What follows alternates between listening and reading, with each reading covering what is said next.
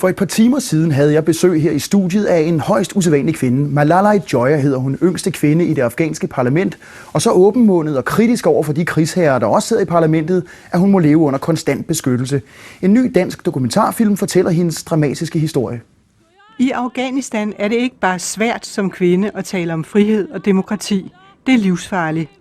Malalai Joya blev verdenskendt, da hun for 3 år siden tog ordet ved Loya-Jirgaen, et demokratisk stormøde med repræsentanter for hele landet. چرا میمانند که مشروعیت و قانونیت بودن لوی جرگه زیر سوال بره؟ البته وجود او جنایتکارایی که کشور ما را به این حالت رساندند یا کسایی بودند که کشور ما را میراث جنگ‌های ملی و بین المللی ساختند. زنستیزترین کسا بودند در جامعه که میخواستند که کشور ما را به این حالت رساندند یا باید محاکمه بین المللی و ملی شوند یا مردم ما اگه ببخشه مردم پا برهنه افغان هرگز تاریخ نمیبخشه. Efter det var hun i konstant livsfare, mens hun førte valgkamp til parlamentet, måtte iføre sig den burka, som hun hader, og omgive sig med livvagter. Hun har foreløbig overlevet 4 mordforsøg, men valgt blev hun.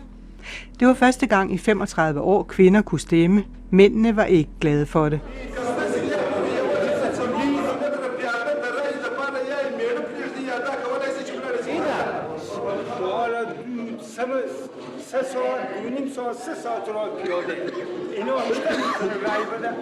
Samtidig med parlamentsarbejdet spiller Malalai Joya en vigtig rolle i sit lokalsamfund, hvor hun prøver at hjælpe for eksempel denne skolepige, som en gammel opiumsbonde, der i forvejen har 2 koner og 13 børn, forlanger at gifte sig med. یک صفت انسانی خو نداره. اگه میداشت خو حداقل همی که تو از نواسش کرده خورتر استی. یکی امروز چند زن داره، آدم تریاکیست، تریاک فروش از خوی کل چیزا رو تو به من گفتی نی؟ یادم است. آره آخر گفتی من نمایو میخواد خود که سیومی تو را میخوای دوست دیگر نما سواد نداره. این خود سواد داره. من صنف 5 خاطر که تریاکا مری حساب کنه. سلا دار تریاک دار مرد که لنگ دستی شل پای شل و مادی تو دختر برام دار خیلی خو بدبخت مینه. Malalai Joya, welcome on the program. Tell us first, what made you go into politics? Because everybody knows that politics in Afghanistan is highly dangerous. So why did you, a young woman, choose to become a politician? Yeah. First of all, thanks for interview that you want to have on behalf of Safar people of Afghanistan with me. And because the situation of our country is a political situation, and unfortunately those criminals, those people that who do not believe in democracy and women's rights, and they did lots of crimes when they were in power in the past. Right now they are in power, and the situation of Afghanistan is getting worse and worse day by day, especially for women. These are the reasons that I involved in politics. You're talking about the so-called warlords, but these people are known to be highly dangerous. Are you not afraid of, going into confrontation with these people? No, I never afraid from them because I said the truth, and I believe in democracy and women's rights.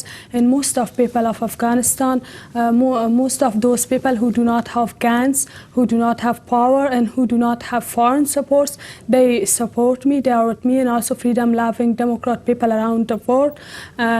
These are the reasons that I never afraid, and it gives me more strength and energy to continue to my struggle against these kind of enemies and criminals. But your country, Afghanistan, has so many problems, so there are people asking, why not look forward instead of backwards? Yeah. Who are talking about this kind of issue because they're afraid from the past, and they are those people that they did crimes in the past and they want to forget. But I want to tell you, it's not possible to forget the past if we want to have bright future, because those people who did lots of crimes in the past, right now, once again with the mask of democracy and the support of US and US allies, they are in power right now. So at first they must face the court, national international courts, instead of that to be in power. And until we do not solve the past, till we do not ask those criminals that they did these crimes, and till they do not apologize to our people for that much crimes that they did, we cannot we cannot be hopeful that we will have a bright future for our country. Some of these people supported the Taliban regime, and during Taliban, it was well known that women, people like you, in Afghanistan were repressed. There were even execution of women taking place in Kabul, for instance. But what about the conditions for women now in Afghanistan? Do women feel more free? I want to tell you that unfortunately the situation of the women of Afghanistan didn't change like in other issue that completely the situation in Afghanistan there is no fundamental changes because US and US allies, they replaced instead of Taliban nor the alliance with the Mosque of Democracy. They are those killers that from 92 to 96 when they were in power they did lots of crimes. So women of Afghanistan right now they have lots of problems because these Northern Alliance who have same idea like Taliban, they learn how to talk about women's rights they do not believe in. And we have lots of examples. For example, a few months ago in the capital of Afghanistan they raped a girl who was only 5-year-old and they kidnapped. In a province like Herat they are killing a poet girl like Nadia Anjuman. Her husband dared to kill him. And lots of women in Western provinces they commit suicide. They are exchanging a girl, only 11-year girl of the widow. They raped her, then exchanged her with a dog. This is the situation of Afghanistan, of women of Afghanistan. In the big cities like Herat, like Mazar Sharif, like Kabul, the situation is little better. But in the provinces, faraway provinces, the situation is getting worse and worse for the women of Afghanistan. But Malalai Joya, if I understand you correctly, what you're saying is that the democracy that you have in Afghanistan is not a real democracy, it's only a skin democracy, it's on the surface. Yeah, this is a mockery of democracy. With fighting against one enemies and with the help of another enemies, it's not possible to bring democracy in a country. But you had a parliament and you had national elections. That's a democracy. Yeah, when entire nation is living under the shadow of gun and warlordism, how we can be hopeful that we will have democratic election? As you saw, as Human Rights Watch also wrote that 70% members of the parliament, they are warlords, they are drug lords, they are criminals, and they.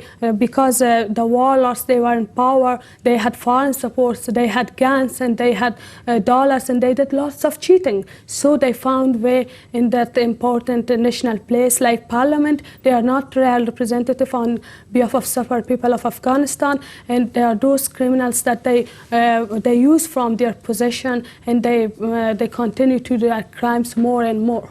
It sounds like you have a great number of problems in Afghanistan. Now, what do you, as a young politician, see as the biggest challenge to Afghanistan right now? Yeah. The biggest challenge for our people is this, that these criminals, these warlords, these drug lords, they are in power. Till US and US allies do not change that policy, that they support these criminals and do not support the freedom-loving democrat people in Afghanistan, the situation will be more worse. And especially our people right now, they don't have security. And this is the biggest challenge for our people. On the other hand, most of them are jobless, most of them are poor. But you speak of security. What do you think of the presence of Western troops in Afghanistan? Are they doing a good job there? Yeah, you are looking at under the nose of US and eyes of troops. Even in Kabul, there is no security for our people. And also in the faraway provinces, even here is not a human life for them, not for women and also not for men. There is no security, no education, no health for them. And till US and US allies, they have this kind of policy to support these criminals, especially Northern Alliance who are in power in Afghanistan. There will never come security in Afghanistan. And I have lots of examples that telling you, unfortunately, unlike the propaganda of certain Western media, men and women of Afghanistan, they do not have liberation.